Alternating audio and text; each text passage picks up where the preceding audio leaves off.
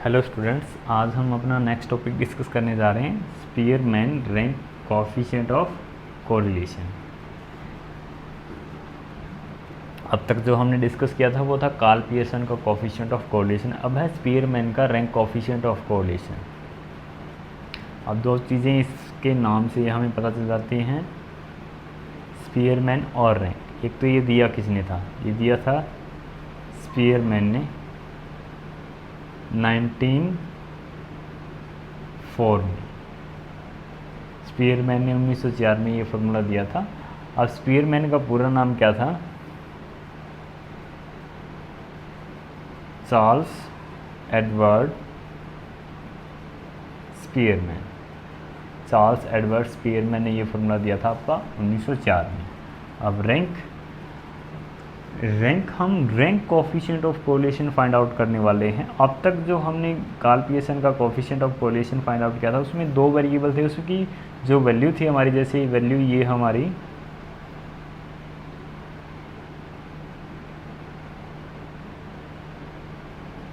ये दो वेरिएबल की वैल्यू हमें दे रखी है, तो हमने ओरिजिनल वैल्यू का यूज़ करते हुए coefficient of correlation find out किया था।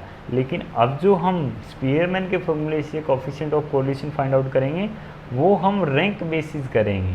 रैंक बेसिस कैसे? हम इनको रैंक प्रोवाइड करेंगे, जो ओरिजिनल वैल्यू हमें दी होगी उनको हम रैंक प्रोवाइड करेंगे, या ऑलरेडी हमें रैंक गिवन होंगे। हमें रैंक से ही coefficient of correlation find out करना है, ठीक है। अब रैंक आप कैसे प्रोवाइड करोगे? दो मेथड आपके पास होते हैं। अगर आपको क्वेश्चन में रैंक नहीं दिए गए, देखो दो सिचुएशन आपके पास हो सकती है। रैंक आपको गिवन है और रैंक आपको नॉट गिवन। अगर आपको दिए गए हैं या नहीं दिए गए। अगर आपको दिए गए हैं, आपको कुछ नहीं करना, सिर्फ सिंपल को रैंक को यूज़ करते हुए आपने क्या निकाल लेना है, कोएफिशिएंट ऑफ कोरिलेशन निकाल लेना है। अगर आपको नहीं दिए गए, जैसे कि ये सिचुएशन है, इसमें आपको रैंक प्रोवाइड कर देने हैं। रैंक को बेसिकली आप R से डिनोट करोगे, R1 X के लिए हो, R2 Y के लिए आप बेसिकली यूज़ करोगे। अब इसके लिए आपके पास दो मेथड है, असेंडिंग ऑर्डर या डिसेंडिंग ऑर्डर। आप दोनों में से कोई भी चूज़ कर सकते हो। असेंडिंग ऑर्डर में कैसे? सबसे पहले जो लोवेस्ट है उसको आप रैंक दोगे, लोवेस्ट वैल्यू को आप 1 रैंक दोगे। ये असेंडिंग ऑर्डर के अकॉर्डिंग है। लोवेस्ट वैल्यू को आपने 1 रैंक दिया, उससे जो हाई वैल्यू उसको आप नेक्स्ट रैंक 2, और उससे नेक्स्ट को आप 3 और 4। इस तरीके से आप रैंक प्रोवाइड करोगे। और अगर आप डिसेंडिंग ऑर्डर यूज़ करते हो इसी एक्स को रैंक प्रोवाइड करने के लिए, फिर आप कैसे दोगे? सबसे हायर रैंक को, सबसे हायर वैल्यू को आप 1 रैंक दोगे, उससे लोअर को आप 2 रैंक दोगे, और उससे लोअर को 3 और उससे लोअर को 4। इस तरीके से आपको रैंक प्रोवाइड करने होंगे। आप दोनों में से कोई मेथड अपनाओ, दोनों ही सही है, लेकिन आपको दोनों वेरिएबल के लिए मेथड एक ही अपनाना होगा। असेंडिंग अपना लो चाहे डिसेंडिंग अपना लो, ठीक है। तो ये है rank basis, Spearman rank coefficient of correlation. इसीलिए इसको रैंक कोएफिशिएंट ऑफ कोरिलेशन भी बोल दिया जाता है, या स्पीयरमैन का कोएफिशिएंट ऑफ कोरिलेशन भी बोल दिया जाता है।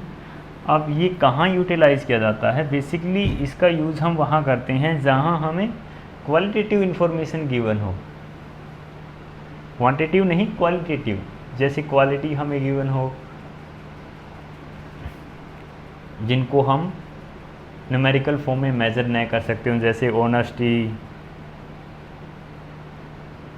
ब्यूटी एटसेट्रा, जिनको हम मेज़र नहीं कर सकते न्यूमेरिकल फॉर्म में। हम सिर्फ उनको क्या दे सकते हैं? रैंक दे सकते हैं। जैसे ये फर्स्ट रैंक, ये सेकंड एंड थर्ड, ये सबसे सुंदर, उससे कम सुंदर ये, और नेक्स्ट। इस तरीके से हम रैंक प्रोवाइड कर सकते हैं। तो जिन वेरिएबल को हम न्यूमेरिकली एक्सप्रेस नहीं कर सकते, उनमें कोरिलेशन फाइंड आउट करने के लिए बेसिकली आप क्या यूज़ करते हो? Rank coefficient of correlation use करते हो। अब ये जैसे जो गुण होते हैं जिनको हम मेज़र नहीं कर सकते संख्यात्मक रूप में, उनके लिए यूज़ किया जाता है। या फिर जो स्पीयरमैन का रैंक कोएफिशिएंट ऑफ कोरिलेशन है वो यूज़ किया जाता है उस केस में जब आपके पास एक्सट्रीम आइटम या एक्सट्रीम वैल्यू हो, बहुत ज़्यादा इफेक्ट कर रही हो आपके कोएफिशिएंट ऑफ कोरिलेशन को। जैसे एक्स आपकी सीरीज, उसमें एक वैल्यू था आपकी 10,000 और बाकी वैल्यू आपकी 580, 750, 200 और एक वैल्यू आपकी 1। तो ये जो वैल्यू है ये एक्सट्रीम वैल्यू है, बहुत ज़्यादा इफेक्ट होगा इसका किसके ऊपर, जब हम कोफिशिएंट ऑफ कोरिलेशन निकालेंगे तो ओरिजिनल वैल्यू से। तो ऐसे केसेस में हम यूज़ करते हैं basically rank coefficient of correlation, ठीक है। अब स्पीयरमैन जो है वो रैंक कोफिशिएंट ऑफ कोरिलेशन के लिए जो वर्ड यूज़ करता है, या तो वो आर के यूज़ करता है रैंक कोफिशिएंट, या फिर उसने यूज़ किया है ग्रीक लेटर रो। इसे हम प्रोनाउंस करते हैं रो के, RHO रो, या तो इस रो के द्वारा डिनोट किया जाएगा जो स्मॉल p जैसा दिखता है, हल्का सा टेढ़ा होता है ये, या फिर RK के द्वारा, ठीक है। अब स्पीयरमैन के रैंक कोफिशिएंट ऑफ कोरिलेशन में क्योंकि हम रैंक का यूज़ करते हैं, और रैंक हम कैसे प्रोवाइड करते हैं, रैंक हम प्रोवाइड करते हैं 1 2 3 4 और एंड सो ऑन n तक। तो ये जो हमारे पास रैंक होते हैं वो नेचुरल नंबर होते हैं, ठीक है।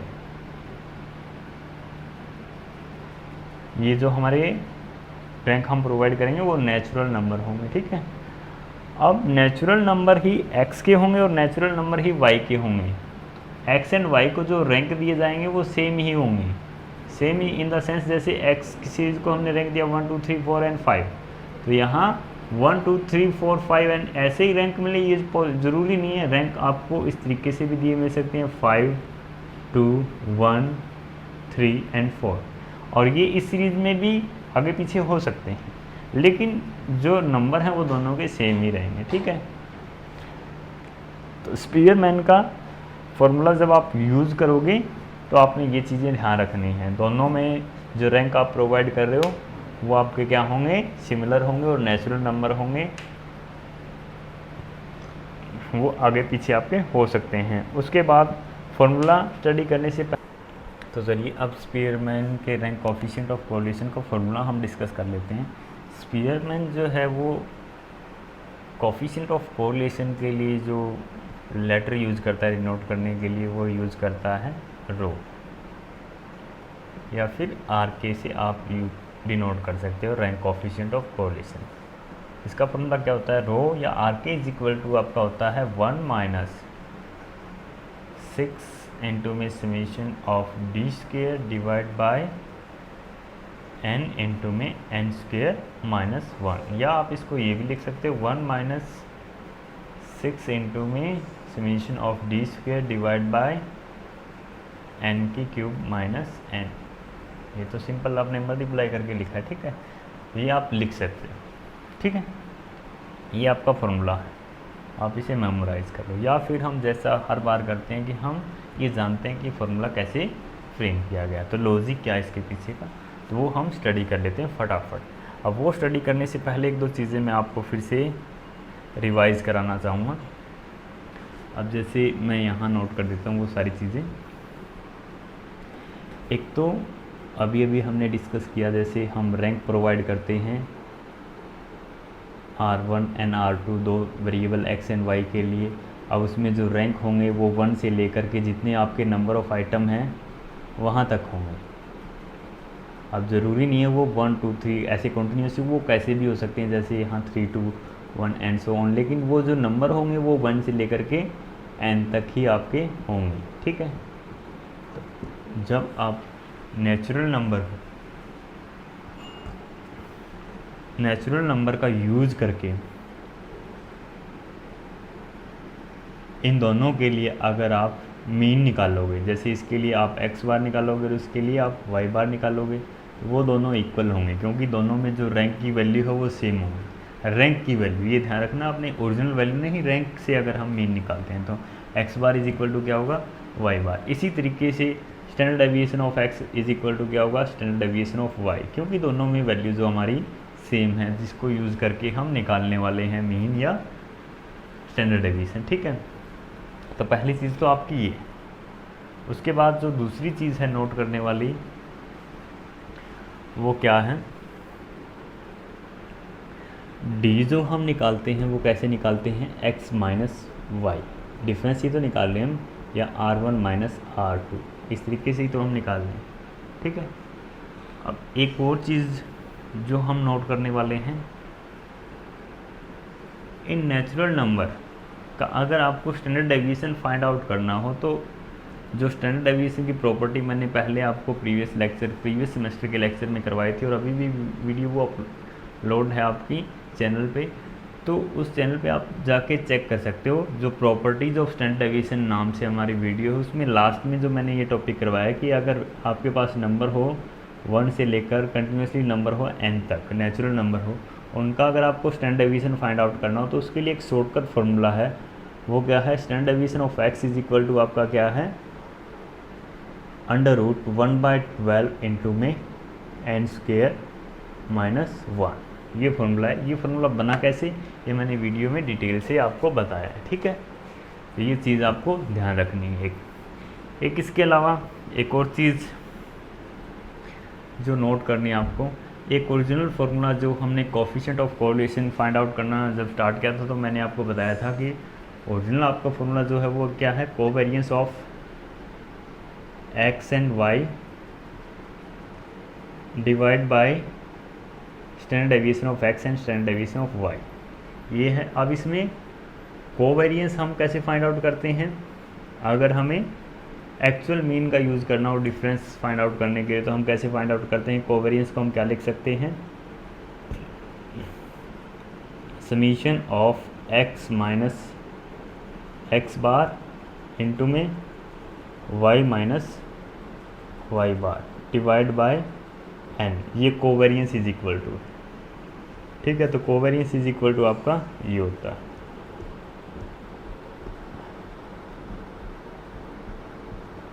ये चीज़ आपको ध्यान रखनी है। एक चीज़ और, अगर हम इसी में रखते हैं r इज इक्वल टू ये होता है, तो कोवेरिएंस आप इस तरीके से तो ज्ञात कर सकते हो। और कोवेरिएंस अगर ये तीनों वैल्यू आपके पास हो तो आप कैसे फाइंड आउट करते हो? कोवेरिएंस इज इक्वल टू आपका क्या होगा? Covariance of x and y आप कैसे फाइंड आउट कर सकते हो? वो आप फाइंड आउट कर सकते हो। Covariance of x and y is equal to आपका होगा r इंटू में standard deviation of x into में स्टैंडर्ड डेविएशन ऑफ y। ये सारी चीज़ें आपको ध्यान रखनी है क्योंकि प्रीवियस चैप्टर से रिलेटेड है। तो अब हम इस पे बेस जो हमारा फॉर्मूला है ये कैसे बना ये डिस्कस कर लेते हैं। क्योंकि d इज इक्वल टू हमने डिस्कस किया है, d इज इक्वल टू आपका क्या होता है? x माइनस वाई, या इसको हम क्या लिख सकते हैं? इसको हम इस तरीके से भी लिख सकते हैं, d इज इक्वल टू आपका फिर क्या रहने वाला है? x minus x bar minus y minus Y बार। ये हम लिख सकते हैं। ये क्यों लिख सकते हैं? एक एग्जांपल के थ्रू मैं आपको समझा देता हूँ। जैसे R1 एंड R2 आपके पास है, इसमें आपके पास रैंक है 5 3 4 2 1, और यहाँ आपके पास रैंक है 1 2 4 3 एंड 5। इस तरीके से आपके पास रैंक है। जब आप D निकालते हो, ये x और y से भी हम डिनोट कर सकते हैं, x माइनस वाई, या rank 1 minus rank 2। 5 minus 1 is equal to आपका क्या आया? 4। d इज इक्वल टू आपका 4 आया। अगर इस तरीके से आपने फाइंड आउट किया तो आपका आंसर आया 4, ठीक है। अगर आप ये वाला तरीका अपनाते हो, इस तरीके से भी हम लिख सकते हैं, तो आंसर में कोई चेंज नहीं आएगा। क्यों नहीं आएगा? क्योंकि यहाँ x बार और y बार दोनों इक्वल होते हैं और हम दोनों तरफ सेम कांस्टेंट वैल्यू लेस कर रहे हैं। अब देखो, जैसे अगर इसका x बार हम फाइंड आउट करें तो 4 आएगा, नहीं सॉरी 3.5 आएगा दोनों का ही, अगर हम x बार फाइंड आउट करते हैं, क्योंकि नेचुरल नंबर और कंटिन्यूस है तो दोनों का सेम आएगा 3.5। अब देखो, अगर इस तरीके से हम निकालते हैं d, तो वो हमारा कितना आएगा? x की वैल्यू 5 माइनस x बार की वैल्यू 3.5 माइनस y की वैल्यू 1 माइनस y बार की वैल्यू 3.5। अब यहाँ कितना रह गया? 1.5 प्लस का माइनस, यहाँ रह गया माइनस का 2.5, माइनस माइनस प्लस हो गया 1.5 plus 2.5 that is equal to 4। तो देखो दोनों तरफ d आपका सेम ही आता है, तो हम ये वाली चीज़ इस तरीके से भी लिख सकते हैं, ठीक है। अब उसके बाद फॉर्मूले में देखो, हमें चाहिए समीशन ऑफ d के, d हमारे पास है। अब हम क्या कर लें? स्क्वायर कर लें। दोनों तरफ अगर स्क्वायर हम अप्लाई कर देते हैं तो हमारा फॉर्मूला, ये जो वैल्यू है वो किस तरीके से लिखी जाएगी, इस वैल्यू को हम यूज़ करने वाले हैं। D square is equal to आपका क्या होगा?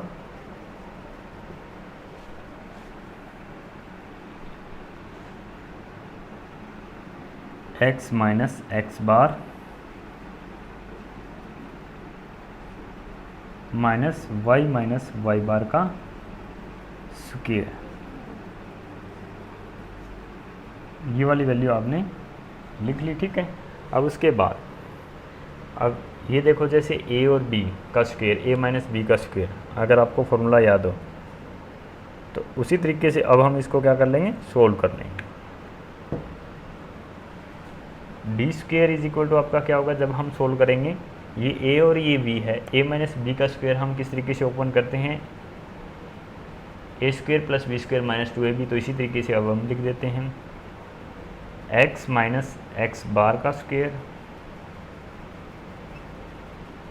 Plus Y minus Y bar का स्क्वायर माइनस 2 इंटू में ए बी, 2 ए की वैल्यू ये, बी की वैल्यू ये है, 2 इंटू में एक्स माइनस एक्स बार वाई माइनस वाई बार, ठीक है। ये वाली वैल्यू हमने लिख ली। अब उसके बाद नेक्स्ट हमें क्या करना है, नेक्स्ट देखो हमें क्या करना है, समीशन करना है। अगर हम दोनों तरफ समीशन अप्लाई कर देते हैं तो summation D square is equal to क्या होगा, यहाँ भी हमने समीशन अप्लाई किया और इस साइड भी समीशन अप्लाई करेंगे। ये आ गया आपका summation of X minus x bar का square plus Y minus Y bar का स्क्वायर माइनस 2 इंटू में summation of X minus x bar into में वाई माइनस वाई बार, ठीक है। अब हमने समीशन दोनों तरफ अप्लाई कर दिया, ठीक है। अब समीशन हम क्यों अप्लाई करें, इसके पीछे भी रीज़न है। देखो, अगर हम डी एक के लिए फाइंड आउट करें तो वो तो सिर्फ एक ही वैल्यू के लिए आएगा, अगर हम सभी वैल्यू के लिए, सभी रैंक के लिए फाइंड आउट करेंगे तो हमें समीशन तो चाहिए होगा, इसीलिए हमने समीशन निकाला। अब उसके बाद हम क्या करेंगे, एक नंबर से n से ही हम डिवाइड करते हैं दोनों साइड। अगर हम, ये हमारे लेफ्ट साइड और ये राइट साइड है, तो लेफ्ट एंड राइट साइड दोनों तरफ अगर हम n से डिवाइड कर दें तो हमारे पास वैल्यू क्या आ जाती है। अगर हम इसको n से डिवाइड करते हैं तो इसको भी आप n से डिवाइड कर दो, इसको भी n से, और इस वाली वैल्यू को भी आप n से डिवाइड कर दो, ठीक है।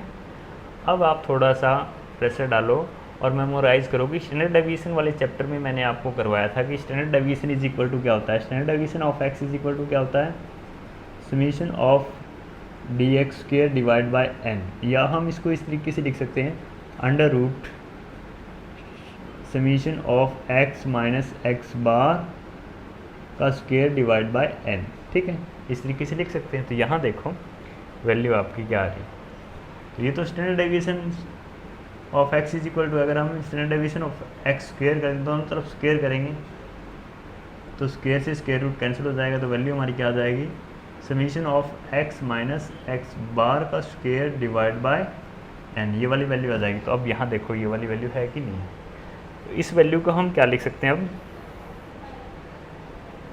Summation of D square divide by N is equal to क्या आ गया आपका, इसको हम लिखेंगे स्टैंडर्ड डेविएशन ऑफ एक्स का स्क्वायर, ठीक है, क्योंकि स्टैंडर्ड डेविएशन ऑफ एक्स का स्क्वायर इज इक्वल टू है, standard deviation of x is equal to नहीं है क्योंकि यहाँ अंडर रूट नहीं, ठीक है।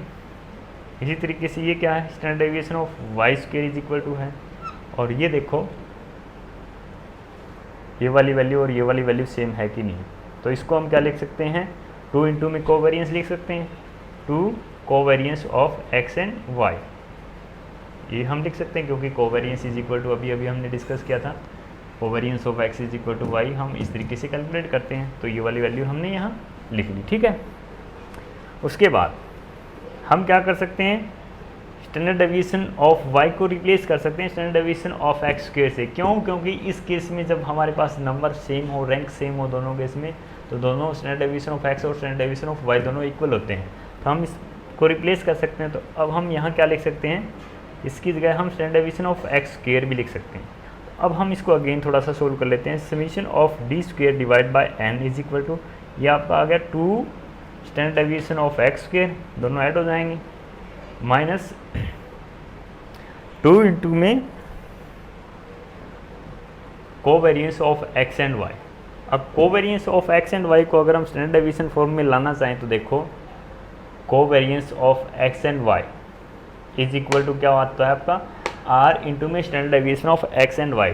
आर हम यहाँ यूज़ नहीं करेंगे क्योंकि स्पीयर्समैन क्या यूज़ करता है, रो यूज़ करता है, तो इसकी जगह हम रो लिख सकते हैं क्योंकि ये तो कोफिशिएंट ऑफ कोरिलेशन को नोट करने का ये सिंबल है। तो इसकी जगह हम लिख सकते हैं रो इंटू में standard deviation of x into में स्टैंडर्ड डेविएशन ऑफ वाई, या हम लिख सकते हैं रो इंटू में standard deviation of x square, क्योंकि यहाँ दोनों इक्वल होते हैं। तो हम कोवेरिएंस इज इक्वल टू ये वाली वैल्यू यूज़ कर सकते हैं। तो हम अब कोवेरिएंस की जगह ये वाली वैल्यू पुट करने वाले हैं। तो यहाँ लिखा जाएगा कोवेरिएंस की जगह 2 इंटू में रो इंटू में standard deviation of x square, ठीक है। अब यहाँ से ये देखो हम 2 इंटू में x standard deviation of x square common निकाल सकते हैं। तो अब हम कॉमन निकाल लेते हैं। Summation of D square divide by N is equal to आपका क्या है, 2 इंटू में standard deviation of x square. अब यहाँ ये हमने कॉमन निकाल लिया तो 1 रह गया, 1 माइनस यहाँ से सिर्फ रो रह गया हमारा। अब हमें रो इज इक्वल टू तो निकालना ही है क्योंकि ये रो इज इक्वल टू ही तो होता है हमारा। तो रो इज इक्वल टू हमें कैलकुलेट करना है, ये इसके मल्टीप्लाई में यहाँ आके डिवाइड में आ जाएगी। तो हम इसको क्या लिख सकते हैं, summation of D square divide by N into में, अब ये डिवाइड में आ जाएगी तो 2 standard deviation of x square into में sorry is equal to 1 minus rho, ये हम लिख सकते हैं। अब सिंपली मैं क्या करता हूँ, इस रो को यहाँ लेके आता हूँ, ठीक है। तो हम इसको अगेन किस तरीके से लिख सकते हैं, summation of D square divide by N into में 2 standard deviation of x square, ठीक है। अब ये रो यहाँ अगर हम लेके आएंगे, ये यहाँ माइनस का यहाँ के प्लस का इज इक्वल टू 1। अब हमें रो इज इक्वल टू चाहिए, ये यहाँ प्लस में यहाँ के माइनस में हो जाएगा। तो हम क्या लिख सकते हैं, रो इज इक्वल टू हमारा क्या आ गया, समीशन ऑफ सॉरी ये 1 हमारा 1 के माइनस में ये इधर चला जाएगा, 1 minus summation of D square divide by N into में 2 standard deviation of x square. अब ये हल्का हल्का इस फॉर्मूले से मैच करने लग गया। अब हम पूरा मैच कर देते हैं। देखो इस चीज़ को मैं रफ कर देता हूँ एक बार के लिए। हमने फाइनली जो वैल्यू है वो क्या निकाली, रो इज इक्वल टू आपका आ गया 1 minus summation of D square divide by N into में 2 इंटू में स्टैंडर्ड डेविएशन ऑफ एक्स के। ये हमारी फाइनल वैल्यू आ गई। अब इसको अगेन हम थोड़ा सा सोल्व कर लेते हैं। यहाँ देखो standard deviation of x square हम कैसे फाइंड आउट कर सकते हैं नेचुरल नंबर के केस में। अभी भी मैंने आपको बताया था, ये वाला शॉर्टकट फॉर्मूला हम यूज़ कर सकते हैं, ठीक है। तो अब standard deviation of x is equal to ये वाली वैल्यू होती है, तो हम standard deviation of x square is equal to रखना है, तो ये हमारा कैंसिल हो जाएगा स्क्वायर रूट। तो अब हम वैल्यू पुट कर देते हैं इसमें सेम में। तो हमारा रो इज इक्वल टू क्या आ जाएगा, 1 minus summation of D square divide by N into में 2 इंटू में 1/12 इंटू में एन स्क्वायर माइनस 1। अब हमने स्क्वायर रूट यूज़ नहीं किया क्योंकि यहाँ standard deviation of x square था, तो इसीलिए स्क्वायर रूट आपका हट जाएगा। अब यहाँ से 2 से कैंसिल हो जाएगा, ये 6 रह गया। अब अगेन हम क्या लिख सकते हैं, rho is equal to 1 minus summation of D square divide by 1/6 into में n into N square minus 1, ठीक है। अब यहाँ 1/6 है, इसको हम ऊपर लेके आएंगे तो ये मल्टीप्लाई में हो जाएगा यहाँ। तो फाइनली हमारे पास जो वैल्यू है वो रो इज इक्वल टू क्या आ जाएगी, 1 माइनस 6 इंटू में summation of D square divide by n into में एन स्क्वायर माइनस 1। ये वाला फार्मूला हमारा बन गया, ठीक बन गया। तो इस तरीके से ये हमारा फार्मूला फ्रेम हुआ है कोएफिशिएंट ऑफ कोरिलेशन का। फिर मैंने जो फार्मूला यूज़ किया है वो सिर्फ इसलिए यूज़ किया है, शॉर्टकट बन जाता है, क्योंकि हम नेचुरल नंबर यूज़ करते हैं रैंक के लिए और उन्हीं के डिफरेंसेस को लेकर के हम coefficient of correlation find out करते हैं। तो ये हमारा फार्मूला बन जाता है, ठीक है। तो अगर आपको समझना है तो ये पूरा आप रिवाइज़ करके प्रैक्टिकली करके देख लीजिएगा, आपके समझ में आ जाएगा अच्छे से। नहीं तो आप मेमोराइज़ करके भी क्वेश्चन सोल्व कर सकते हो, लेकिन अच्छा ही होगा कि आप इसको समझ लो। अब इस पे बेस एक क्वेश्चन हम सोल्व कर लेते हैं, रैंक कोफिशिएंट ऑफ कोरिलेशन पे बेस्ड।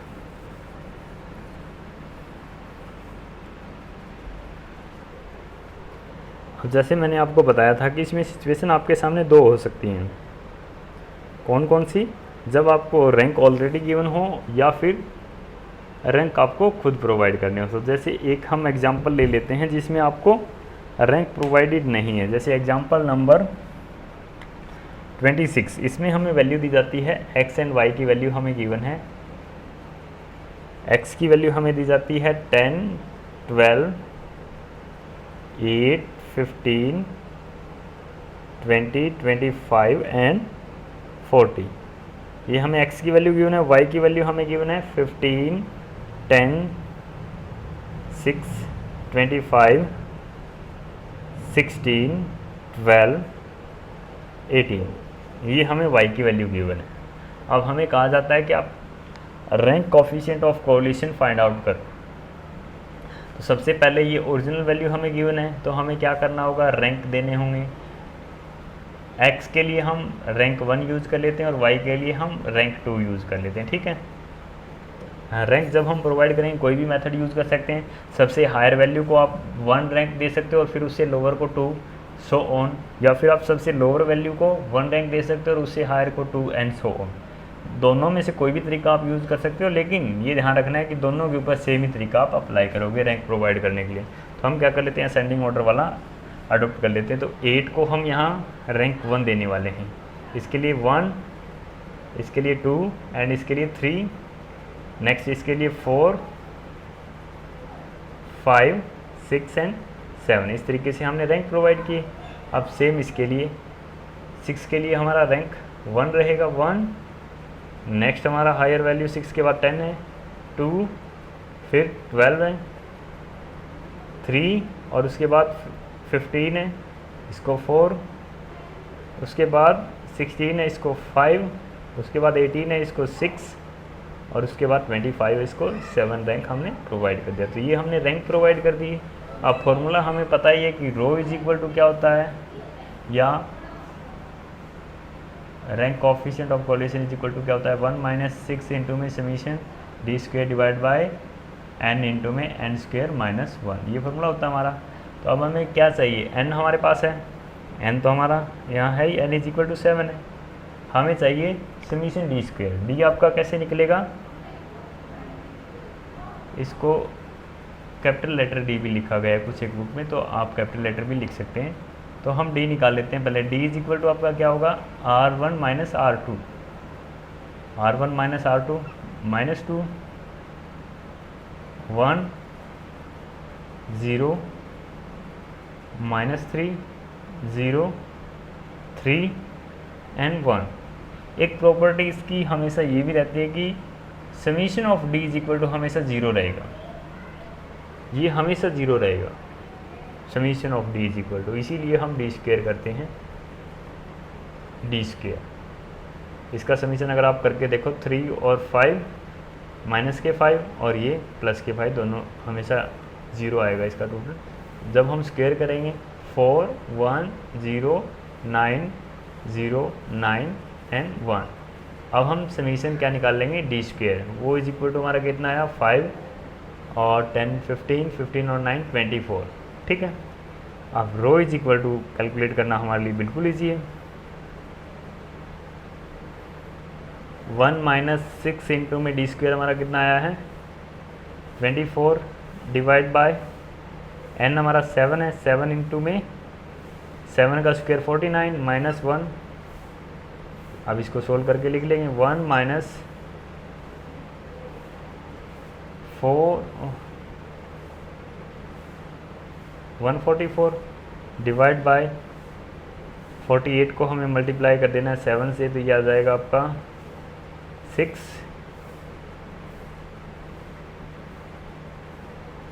336। अब जब हम लेस करेंगे 336 minus 144 divide by 336।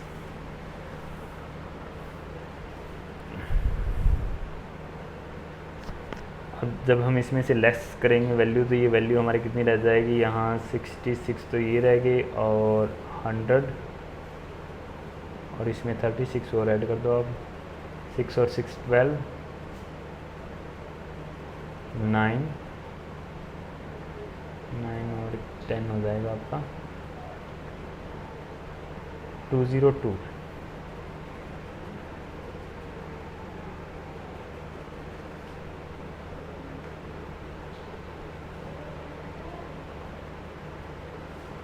Sorry 196 plus 145 equal to ऊपर क्या होता है 192 619।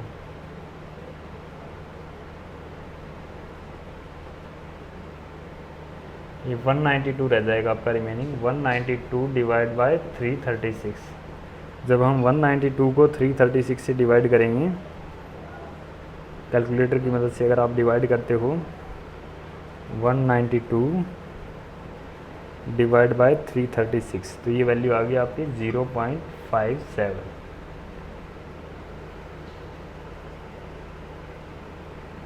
इस तरीके से आपको वैल्यू फाइंड आउट करनी है, ठीक है।